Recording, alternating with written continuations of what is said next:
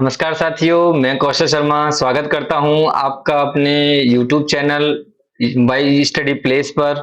मैं एक बार फिर से हाजिर उपस्थित हूं आपके लिए आपके प्रीवियस ईयर क्वेश्चंस को लेकर के, जो मैंने आपसे कल जानकारी दी। मैंने बताया कि आज सुबह 8 बजे से आज एक श्रृंखला प्रश्नों की श्रृंखला प्रारंभ हो रही है, जो कि यूपीपीसीएस आरओ एआरओ 2023 के लिए बहुत ही महत्वपूर्ण होने वाली है। ये श्रृंखला जो रहेगी प्रश्नों की, ये पिछले वर्षों में आए हुए जो भी क्वेश्चंस पूछे गए हैं, जिस प्रकार से पूछे गए हैं वो उसी प्रकार से उसी पैटर्न पर आधारित आपको ये श्रृंखला रहेगी। इसीलिए मैंने आपसे कहा था ज्यादा से ज्यादा छात्रों को जोड़ें, शेयर करें, जिससे कि आपकी ये श्रृंखला जल्द से जल्द सफल हो सके और आपको आपके आने वाले आरओ एआरओ और बीईओ के पेपर में आपको सफलता प्रोवाइड करा सके। तो चलते हैं, शुरुआत करते हैं आपके आज के प्रश्न के साथ, जो कि मैं आपको लेकर आया हूं। नए प्रकार के प्रश्न लेके आया हूं, जो विगत वर्षों में आए हुए प्रश्न हैं उनको लेकर के आया हूं। चलो हम शुरुआत करते हैं इस नई श्रृंखला की ओर से। पहला क्वेश्चन रहेगा कि पंचमार्क सिक्के कहलाते हैं, यानी कि पंचमार्क सिक्के किसे कहते हैं, ये आपको जानना है, बताना है। बताइए, ये पंचमार्क जो सिक्के हैं ये किन्हें कहते हैं? ऑप्शन वन, कोई लेख या मुद्रण नहीं होता है, लेख या मुद्रण होता है, चांदी के जो सिक्के थे उनको पंचमार्क सिक्के कहते हैं, या इनमें से कोई नहीं। बताएं, कोई लेख या मुद्रण होता है या नहीं होता है, बताएं। तो इसका आंसर अगर मैं आपको बताऊं तो इसका आंसर होगा कि इन पर कोई भी लेख या मुद्रण नहीं होता है। मतलब ये कि पहले जो सिक्के बनाए जाते थे, या पुरातात्विक काल की अगर हम बात करें, तो इतिहास लेखन के स्रोत में दो स्रोतों को माना जाता है। एक होते हैं पुरातात्विक स्रोत, दूसरे होते हैं साहित्यिक स्रोत। पुरातात्विक स्रोत वो स्रोत होते हैं जो खनन से वस्तुएं प्राप्त की जाती हैं। साहित्यिक स्रोत जो जैसे पुस्तकें हो गई, ग्रंथ हो गए, इनके आधार पर जो इतिहास लिखा गया है, इनको साहित्यिक स्रोतों के अंतर्गत रखा गया है। पुरातात्विक स्रोत में लेख हो गए, किसी प्रकार के लेख, जैसे स्तंभ लेख होते हैं, ताम्र लेख होते हैं, इस प्रकार के लेख हो गए, सिक्के हो गए, मृदभांड हो गए, मोहरें हैं जो खनन खनन से प्राप्त डिफरेंट डिफरेंट पुरातात्विक स्थलों से प्राप्त जो हमारे पास मृदभांड होते हैं, सिक्के होते हैं, इनको पुरातात्विक स्रोत के अंतर्गत रखा जाता है। तो जो सिक्के हैं, सिक्के डिफरेंट डिफरेंट प्रकार के सिक्के हमें प्राप्त हुए हैं, तो इनमें जो सिक्के हमें मिले हैं वो पंचमार्क टाइप के भी सिक्के मिलते हैं, जिनको हम आहत सिक्के भी कहते हैं। आहत सिक्के का मतलब है कि नीचे अगर कोई भारी वस्तु रखी गई, ऊपर से उनको सिर्फ पंच किया गया, उन पर ना ही कुछ लिखा गया, ना ही किसी प्रकार का मुद्रण किया गया। तो इस प्रकार के जो सिक्के हैं, कोई आकृति हो सकती है, हाथी वगैरह भी बना हुआ हो सकता है, लेकिन मुद्रण किसी प्रकार का नहीं होता, लिखा हुआ नहीं होता है। ठीक है, तो इनको क्या कहते हैं हम? पंचमार्क सिक्के कहते हैं। ओके, चलो अब कहते हैं नया जो अगला क्वेश्चन है, इसको कहते हैं पुरातात्विक स्रोत के अंतर्गत क्या क्या शामिल है। जैसे मैंने अभी आपको बताया, आंसर दीजिए इसका क्वेश्चन कि पुरातात्विक जो स्रोत हैं उसके अंतर्गत क्या क्या शामिल किया गया है, क्या क्या हो सकते हैं ये हमारे स्रोत। अभिलेख होते हैं, स्मारक या भवन को भी माना गया है, या फिर मूर्तियां चित्रकला मानी गई है। जल्दी से बताएं। आ, अभिलेख, ब, स्मारक या भवन, स, मूर्तियां या चित्रकला, द, उपरोक्त सभी। तो बहुत ही आसान सा क्वेश्चन है। जैसे कि मैंने आपको बताया कि पुरातात्विक स्रोत दो प्रकार के माने गए हैं, पुरातात्विक स्रोत विभिन्न प्रकार के हैं। इतिहास लेखन के स्रोत दो प्रकार के माने गए हैं, पुरातात्विक और साहित्यिक। लेकिन पुरातात्विक में जैसे मैंने बताया, लेख होते हैं, अभिलेख होते हैं, सिक्का होता है, मृदभांड होते हैं, मनके होते हैं, मोहरें भी, विभिन्न प्रकार की मोहरें भी हमें प्राप्त हुई हैं, विभिन्न अलग अलग स्थानों से प्राप्त हुई हैं। तो लेख, स्मारक, भवनें भी आते हैं इसमें, मूर्तियां, चित्रकला भी यहाँ पर मिलती हैं। तो ये सब जो स्रोत हैं, ये सभी स्रोत, मूर्तियां, चित्रकला, स्मारक, अभिलेख, ये सभी, तो इसका आंसर जो होगा वो होगा दा। ठीक है, ये भी पीसीएस में तो नहीं, लेकिन आरओ एआरओ में पूछा गया ये क्वेश्चन है। कभी कभी पीसीएस में भी अगर सरल पेपर बनता है तो इस प्रकार के क्वेश्चंस पूछ लिए जाते हैं। ठीक है, अगले क्वेश्चन की हम बात करते हैं। तो अगला क्वेश्चन, सबसे प्राचीन वेद क्या है? सभी को पता होगा, बहुत ही आसान सा क्वेश्चन है। ये भी क्वेश्चन आरओ एआरओ वीओ में पूछा हुआ क्वेश्चन है, और आरओ एआरओ ही नहीं, विभिन्न परीक्षाओं में ये पूछा हुआ क्वेश्चन है, बहुत ही प्रचलित क्वेश्चन है, और अधिकतर ये प्रश्न पूछा ही जाता है। वेदों से संबंधित है, जैसे ऋग्वेद, यजुर्वेद, अथर्ववेद और सामवेद। ये 4 प्रकार के हमारे वेद हैं। तो अगर बात करें कि सबसे प्राचीन वेद की, तो प्राचीन वेद हमारा माना गया है ऋग्वेद। ये सबसे प्राचीन वेदों में वेद माना गया है। ठीक है। यजुर्वेद है, अथर्ववेद है, अथर्ववेद कर्म कांडों से संबंधित है। सामवेद की बात करें तो संगीत की विधाएं इसमें लिखी गई हैं, जैसे कि हम लोग सुनते हैं सारे गामा पा, ये आपने विधा सुनी होगी, ये स्वर सुने होंगे, ये सामवेद के अंतर्गत ही लिखे हुए हैं। अगर बात करें हम अगले प्रश्न की, तो अगले प्रश्न में है धर्मसूत्र, स्मृतियां, टीका। अगर इन सभी को संयुक्त रूप से क्या कहा जाएगा, अगर तीनों को मिला दिया जाए, एक स्थान पर संकलित कर दिया जाए, तो इनको संयुक्त रूप से क्या कहेंगे? अर्थशास्त्र, शास्त्र, धर्मशास्त्र, या इनमें से कोई नहीं? बताएं। धर्मसूत्र, धर्मसूत्र, स्मृतियां, टीका, इन तीनों को संयुक्त रूप से क्या कहा जाएगा? अर्थशास्त्र कहा जाएगा, शास्त्र कहेंगे, या धर्मशास्त्र करेंगे? ये एक डिफरेंट क्वेश्चन है, हो सकता है ये टफ कैटेगरी के अंतर्गत आ सकता है, लेकिन अगर मध्यम प्रकार का पेपर भी बनेगा आर ओ का या वीईओ का, तो इस प्रकार के क्वेश्चंस इसमें निर्धारित किए जाते हैं, आए भी हैं और आ भी सकते हैं। तो इसकी बात करूं तो इसमें रखा जाएगा कि ये है धर्मशास्त्र, इसको कहेंगे। धर्मसूत्र, स्मृतियां और टीका को संयुक्त रूप से जो संकलन हुआ है वो 500 से 200 ईसा पूर्व में हुआ है। 500 से 200 ईसा पूर्व में इसका संकलन किया गया है, तो इसको जो तीनों को मिलाकर कहा जाता है वो धर्मशास्त्र कहा जाता है। अगले प्रश्न की बात करें तो अगले प्रश्न की बात करेंगे संगम जो साहित्य है, दक्षिण जो संगम साहित्य कहते हैं हम, तो इसमें जो संगम साहित्य है इसका प्रमुख ग्रंथ कौन सा नहीं है? नीचे दिए गए जो ग्रंथ है इसमें प्रमुख ग्रंथ कौन सा नहीं है? तोलकप्पियम, मणिमेखले, अभिज्ञान शाकुंतलम, या शिल्पाधिकारम? शिल्पाधिकारम, जल्दी बताएं। आ तोलकप्पियम, ब मणिमेखले, स अभिज्ञान शाकुंतलम, या फिर द शिल्पाधिकारम? तो सभी को ज्ञात होगा कि संगम साहित्य की अगर हम बात करते हैं तो संगम साहित्य में जो राजाओं द्वारा संरक्षित केंद्र हुआ करते थे उनमें एकत्रित होकर कवियों और भाटों द्वारा, राजाओं के द्वारा संगम साहित्य की बात करें, अगर पीछे दक्षिण के क्षेत्रों की बात करें तो वहां पर राजाओं द्वारा कुछ क्षेत्र जो क्षेत्र थे वो संरक्षित किया करते थे, कुछ केंद्र बनाए गए थे जो संरक्षित हुआ करते थे। इन संरक्षित क्षेत्रों में कवियों और भाटों ने 3-4 सदियों में, एक सदी में नहीं बने ये साहित्य, ये 3-4 सदियों में जो साहित्यों का सृजन किया है, या जिन साहित्यों का सृजन किया है, और ऐसी ऐतिहासिक, ये ऐसी साहित्यिक जो सभा यहाँ पर उत्पन्न होती थी, जो कवि आते थे, बैठते थे, भाट आते थे, बैठते थे, वहां पर सभा होती थी, तो यहाँ पर इस प्रकार की सभा को संगम कहा गया। ठीक है। तो जो संगम यहाँ पर कहा कहा था, तो इस समय के दौरान जो लिखे गए ग्रंथ हुआ करते थे, लिखे गए साहित्य हुआ करते थे, उन ग्रंथों को, साहित्यों को संगम साहित्य के नाम से जाना गया। हर कोई इतनी डीपली जानकारी नहीं दे पाता है, न ही किसी को इस बारे में जानकारी डीपली होती है। तो मैं बताना चाहूंगा कि संगम साहित्य वही साहित्य है कि संगम काल में लिखे गए जो साहित्य हैं, ये राजाओं द्वारा केंद्रों पर एकत्रित होकर कवियों या भाटों द्वारा जो 3-4 सदियां लग गए इन साहित्यों को लिखने के लिए, इन ग्रंथों को लिखने के लिए, इन्हीं ग्रंथों को लिखने में जो समय था, उस समय के कारण इन ग्रंथों को संगम साहित्य कहा गया। जो कि अगर इस प्रश्न का आंसर बात करें तो इस प्रश्न का जो आंसर होगा वो होगा अभिज्ञान शाकुंतलम। क्यों? आप सभी को पता होगा कि अभिज्ञान जो शाकुंतलम है वो कालिदास जी के द्वारा लिखी गई कविता है। कालिदास जी के लिखा गया एक पुस्तक है। ठीक है। और तोलकप्पियम, मणिमेखले और शिल्पाधिकारकम, शिल्पाधिकारम जो ग्रंथ हैं ये संगम साहित्य का हिस्सा है। अगले प्रश्न की ओर जाते हैं कि हेराडोटस, हेराडोटस के बारे में क्या सही है? हेराडोटस को क्या कहा जाता है? इतिहास का पिता, भूगोलवेत्ता, या लेखक, या उपरोक्त सभी? अगर बात करें हेरोडोटस के बारे में तो हेरोडोटस जो है वो एक इतिहास का पिता जनरली कहा जाता है और अधिकतर यही प्रश्न पूछा भी जाता है।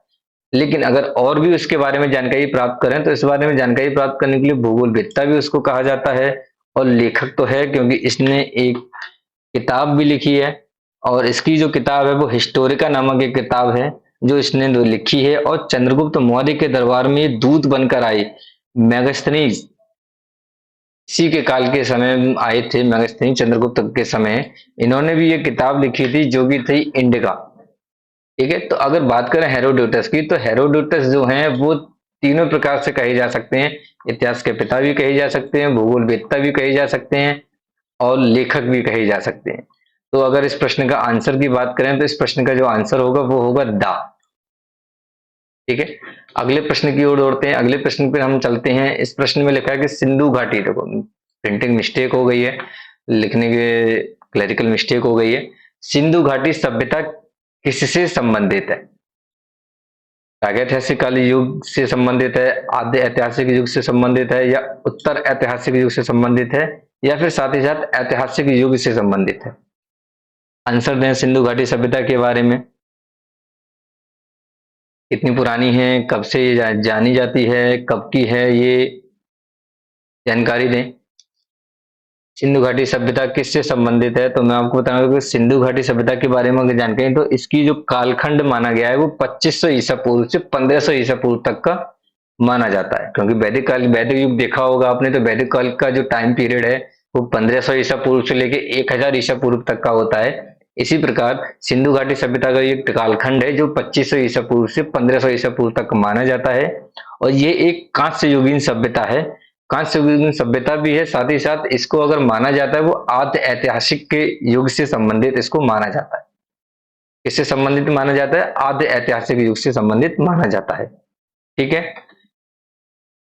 अगर हम सिंधु घाटी सभ्यता की बात करें तो सिंधु घाटी सभ्यता को हम एक सभ्यता के और नाम से भी जानते हैं, उसको कहते हैं हम सिंधु सरस्वती सभ्यता। इससे कहते हैं हम सिंधु सरस्वती सभ्यता के नाम से भी हम इसको जानते हैं। ठीक है, सिंधु सरस्वती सभ्यता क्यों कहते हैं? सिंधु सरस्वती सभ्यता हम इसलिए इसको कहते हैं क्योंकि कुछ जो सिंधु घाटी सभ्यता से संबंधित स्थल थे, वह स्थल सिंधु नदी के किनारे तो प्राप्त हुए ही थे, साथ ही साथ हमें हरियाणा के क्षेत्र में सरस्वती नदी के किनारे भी स्थित प्राप्त हुए हैं। जो स्थल सरस्वती नदी के किनारे भी प्राप्त हुए हैं, महत्वपूर्ण स्थल भी प्राप्त हुए हैं, और सिंधु नदी के किनारे स्थल भी, तो अकेली सिंधु घाटी सभ्यता ना कह करके हम इसको सिंधु सरस्वती घाटी सभ्यता भी कह सकते हैं। ठीक है, आगे चलते हैं अगले प्रश्न पर, जो लिखा है कि भारत का सबसे बड़ा हड़प्पा स्थल क्या है? सबसे बड़ा हड़प्पा स्थल क्या है? अगर हम बात करें कि भारत का सबसे बड़ा हड़प्पा स्थल क्या, आलमगीरपुर, लोथल, राखीगढ़ी। तो बात कर रहे हैं सबसे बड़ा स्थल या फिर मोहनजोदारो। सबसे बड़ा स्थल की अगर हम बात करें तो यहाँ पर देखते हैं कि सबसे बड़ा जो स्थल है यहाँ पर, आप बताएं कि आंसर होगा आ, ब, स और द में क्या होगा? तो इसका जो आंसर होगा वो होगा राखीगढ़ी। किन किन प्रश्नों का, किन किन व्यक्ति छात्रों का आंसर है, जरा कमेंट बॉक्स में करके बताएं इसका आंसर। ठीक है, इसका आंसर जो रहेगा वो है राखीगढ़ी। राखीगढ़ी घग्गर नदी के किनारे स्थित है, जो हिसार हरियाणा में पड़ता है। और इसको अगर प्रमाणित की बात करें तो प्रोफेसर सिंदेर के नेतृत्व में राखीगढ़ी स्थल का उत्खनन किया गया था हिसार जिले से। इससे पूर्व, अच्छा एक बात बताएं कि राखीगढ़ी से पहले जो था वो कौन सा स्थल था, बड़ा स्थल? राखीगढ़ी से पहले की अगर हम बात करें तो कौन सा स्थल माना जाता है? तो राखीगढ़ी से पहले जो बड़ा स्थल माना जाता था वो माना जाता था मोहनजोदारो। जब तक राखीगढ़ी की खोज नहीं हुई थी, उत्खनन नहीं हुआ था।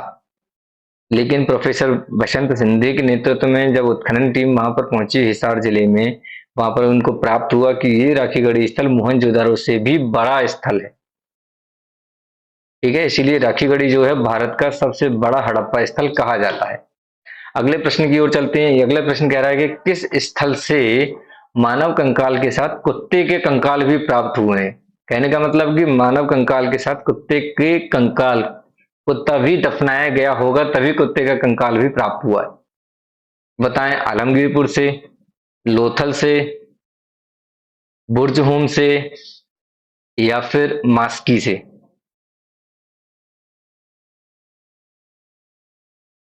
बताएं कौन सा क्वेश्चन होगा यहाँ पर। तो सभी को जानकारी होगी इसके बारे में, बहुत पूछा गया प्रश्न है, बार बार परीक्षाओं में ये पूछा जाता है। और इसका जो आंसर रहेगा वो रहेगा बुर्ज होम। बुर्ज होम जो कि एक ऐसा स्थल है, श्रीनगर झील के किनारे स्थल है, और ये घृतावास के प्रमाण भी यहीं से मिलते हैं। 1935 में 1935 ईस्वी में डी टेरा ने व पीटरसन ने, दोनों ने मिलकर इसकी खोज की थी। और यहाँ के लोग जानकारी, जब यहाँ से साक्ष्य निकले, तो साक्ष्य जो भी प्राप्त हुए वहां से ये भी जानकारी मिलती है कि यहाँ के लोग खेती से भी सब परिचित थे, खेती से भी परिचित थे। और जिस प्रकार से यहाँ पर मानव कंकाल भी मिला है, वो भी कुत्ते के साथ यहाँ पर मानव कंकाल जब मिला है, तो ये दर्शाता है कि यहाँ पर पशुपालन भी होता होगा।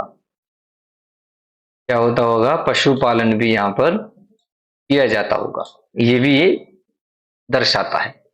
ठीक है, अगर बात करें हम आलमगीरपुर की, इसकी अगर हम बात करें तो आलमगीरपुर जो है वो यज्ञदत्त द्वारा खोजा गया एक स्थल है, जो कि सन 1958 ईस्वी में खोजा गया ये स्थल है, और हिंडन नदी के किनारे ये स्थित है। यहाँ पर प्रमाण की अगर बात करें आलमगीरपुर की, तो यहाँ पर जो प्रमाण है वो मृदभांड मिलते हैं। और मृदभांड, जिस प्रकार के जो मृदभांड मिले वो रंगीन चित्रकारी के, रंगीन प्रकार के या चित्रकारी टाइप के यहाँ की गई है इन मृदभांडों पर। तो यहाँ पर देखने को मिलती है कि यहीं पर ही या यहीं पर भी चित्रकारी मृदभांडों पर दिखाई देती है। लोथल की बात करते हैं यहाँ पर, तो लोथल की अगर बात करें तो रंगनाथ राव द्वारा खोजा गया ये स्थल है, जो कि गुजरात में स्थित है। अभी वर्तमान में गुजरात में भोगवा नदी के किनारे स्थित है, और ये जो है एक हड़प्पा कालीन स्थल है, भोगवा नदी के किनारे। ओके, अगले प्रश्न की ओर चलते हैं, जो कि है किस बौद्ध ग्रंथ से 16 महाजनपदों की जानकारी मिलती है। बहुत ही आसान और बहुत ही अधिकतर पूछा जाने वाला ये क्वेश्चन है। ऐसे क्वेश्चन लेके आऊं जो ज्यादातर परीक्षाओं में पूछे जाते हैं, तो पहले तैयारी करें कि ज्यादातर जो प्रश्न आए हैं पहले उनको पूछा जाए, उनको समझा जाए। ठीक है, उसके बाद फिर और भी इस प्रकार के क्वेश्चन मैं लेके आऊंगा जो कि आपके लिए बहुत ही बेनिफिशियल होने वाले हैं। तो इस प्रश्न का आंसर दें कि 16 जो महाजनपद हुआ करते थे प्राचीन भारत में, वो किस बौद्ध ग्रंथ से जानकारी मिलती है? मध्यम निकाय से, अंगुत्तर निकाय से, खुद्दक निकाय से, या दीर्घ निकाय से? तो इसकी अगर हम जानकारी बताते हैं तो सभी को जानकारी भी होगी, क्योंकि बहुत बार बार पूछा जाने वाला ये क्वेश्चन है। बताना चाहूंगा, ये जो है ये मिलता है अंगुत्तर निकाय से। किससे मिलता है? अंगुत्तर निकाय में। ठीक है, अंगुत्तर निकाय जो बौद्ध धर्म से मिलता है। और साथ ही साथ एक और ग्रंथ है जो कि जैन ग्रंथ है, जैन धर्म का एक ग्रंथ है भगवती सूत्र, उसमें भी 16 महाजनपदों की जानकारी यहाँ पर मिलती है। बात करें मध्यम निकाय, अंगुत्तर निकाय, खुद्दक निकाय और दीर्घ निकाय या संयुक्त निकाय, ये जो है वो एक ग्रंथ सुत्त पिटक के भाग हैं। मध्यम निकाय की बात कर लें, चाहे हम अंगुत्तर निकाय की बात कर लें, खुद्दक निकाय की बात कर लें, दीर्घ निकाय की बात करें, साथ ही साथ एक और है जिसको कहते हैं संयुक्त निकाय। ये 5 निकाय हैं, 5 भाग हैं जो कि सुत्त पिटक के भाग हैं। अगर आपसे पूछा भी जाए कि किस बौद्ध पिटक में 16 महाजनपदों की जानकारी मिलती है, तो हम कह सकते हैं कि इसकी जानकारी सुत्त पिटक में मिलती है। सुत्त पिटक के अंगुत्तर निकाय में इसकी जानकारी मिलती है। सुत्त पिटक की बात करें तो सुत्त पिटक को इंसाइक्लोपीडिया भी कहते हैं। जो मैं आपको जानकारी देते जा रहा हूं, आप नोट करते जाएं, कॉपी पेंसिल लेकर बैठे हुए हैं तो आप इनको नोट करते जाएं। ठीक है, जिससे आप अगर बार बार रिवीजन करेंगे तो इन चीजों जो मैं आपको बताता जा रहा हूँ, लिखवाता जा रहा हूँ या बार में बोल रहा हूँ, तो वो आपको बाद में इस क्लास के बाद में जब रिवीजन करेंगे तो लाभप्रद सिद्ध होंगे। ठीक है, अगले प्रश्न की ओर बढ़ते हैं, जो कहता है हमारे पास मगध की राजधानी कौन थी? प्राचीन काल की बात करें तो मगध की राजधानी कौन थी? वैशाली, चंपा, पावापुरी या श्रावस्ती?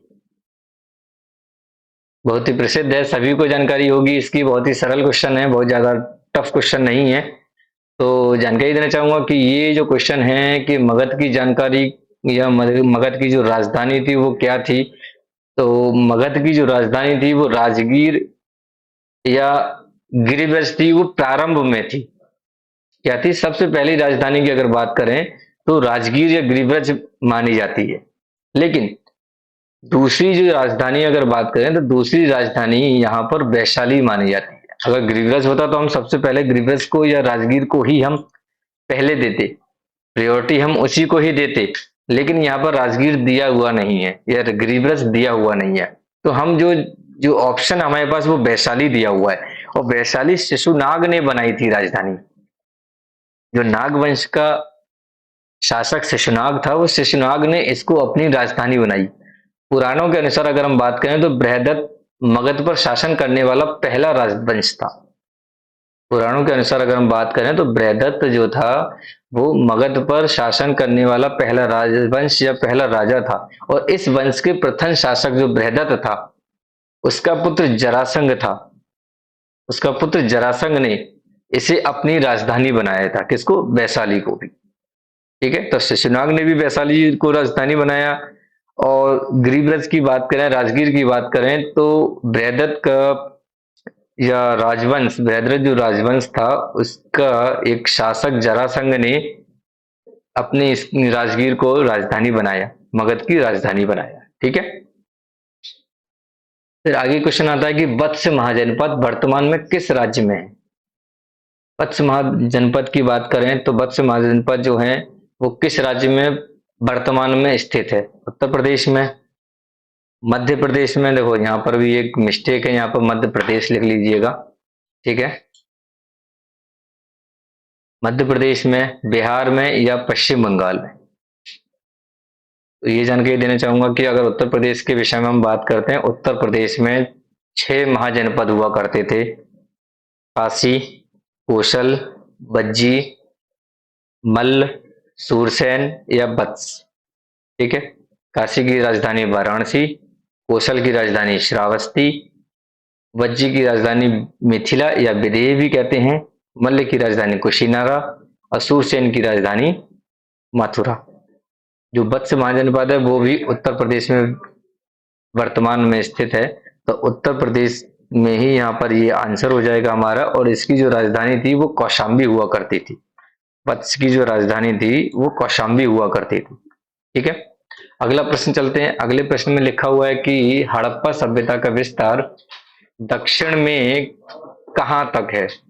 तो हड़प्पा सभ्यता को जिस दक्षिण में अगर विस्तार की बात करें तो यहाँ पर हमारा है दैमाबाद, जो कि इस समय तत्काल में महाराष्ट्र में अवेलेबल है। आलमगीरपुर, मांडा, दैमाबाद और सुतका गैंडोर। ठीक है, आलमगीरपुर, मांडा, दैमाबाद और सुतका गैंडोर। आलमगीरपुर जो कि यूपी में है, मांडा जो कि उत्तर में है, उत्तर J&K में कह सकते हैं, और सुतका गैंडोर जो कि आज करंट में हमारे यहाँ पर अफगानिस्तान के क्षेत्र में ये अवेलेबल है। ठीक है, आलमगीरपुर की बात करें तो ये स्थित है पूरब में और पूर्वी सीमा पर ये लगाता है, जो कि ये हिंडन नदी के किनारे स्थित है। मांडा की बात करें तो मांडा जम्मू एंड कश्मीर में है। उत्तर में मांडा तक इसका हड़प्पा विस्तार फैला हुआ है, जो कि चिनाव नदी पर स्थित है। दक्षिण की बात करें, जैसा कि हम बता रहे हैं, ये दैमाबाद महाराष्ट्र में है और ये प्रवरा नदी पर स्थित है। सुतका गैंडोर दाशक नदी पर स्थित है। ठीक है, तो जो मैंने पॉइंट्स आपको बताए हैं वो लिखें। स्थल तराजू से, किस स्थल से तराजू का पलड़ा मिला है? इसका आंसर दीजिए कि किस स्थल से तराजू का पलड़ा मिला है। साक्ष्य के रूप में आलमगीरपुर से मिला है, लोथल से मिला है, सिरकोटदा से मिला है या सुतका गैंडोर से मिला है? आंसर दें जल्दी से इसका भी, कि किस स्थान से हमें तराजू का पलड़ा मिला हुआ है। तो इसका भी अगर आंसर अगर मैं आपको बताना चाहूं तो इसका जो आंसर है वो है सुतका गैंडोर। नहीं होगा, आंसर होगा सुरकोटदा। ठीक है, सुरकोटदा से तराजू का पलड़ा मिला हुआ है, कलश शवाधान मिली हुई है। साथ ही साथ यहाँ पर देखें तो घोड़े की हड्डी भी यहाँ से साक्ष्य के रूप में प्राप्त होती है। अगर हम बात करें सुतका गैंडोर की, तो सुतका गैंडोर से जो स्थल प्राप्त हुए आप नोट कर लें। जो हमें मानव अस्थि की राख से भरा हुआ बर्तन मिला है, जो दर्शाता है कि यहाँ पर अंतिम संस्कार की तीनों विधियां भी अवेलेबल थी हड़प्पा सभ्यता के अंदर। बेबीलोन से व्यापार के साक्ष्य भी यहीं से मिलते हैं। विदेशों से जो व्यापार होता था वो उसके भी साक्ष्य बेबीलोन से यहाँ पर मिलते हैं। और तीनों संस्कृतियों, जैसे मैंने आपको बताया है कि तीन समाधान के संबंधित तीन प्रकार के समाधान होते हैं। अंतिम संस्कार के तीन तरीके होते हैं। वो सारे तरीके यहाँ पर अवेलेबल, ये दिखाता है कि मानव अस्थि से राख भरा हुआ जो बर्तन था वो समाधान से संबंधित थी या अंतिम संस्कार से संबंधित ही जानकारी देता है। ठीक है।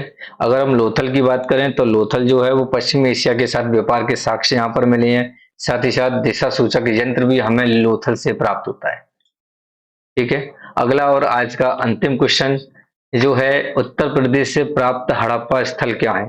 उत्तर प्रदेश में कौन कौन से हड़प्पा स्थल हैं?